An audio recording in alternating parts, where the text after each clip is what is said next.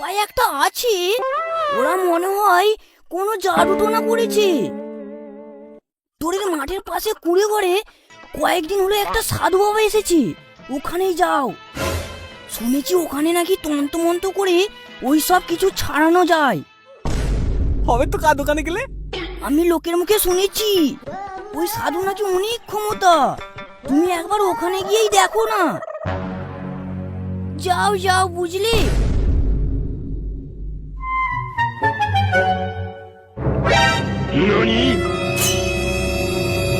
এই ভাগা, দেখছিস তো সোনু কিরকম তোর মারার প্ল্যান করছে? তোর টুম্পা বৌদি গেল রে ভগা। ওই বাবা কিন্তু খুব শক্তিশালী। কি বলছিস তোরা? আমার টুম্পা আমার থেকে সরে যাবে?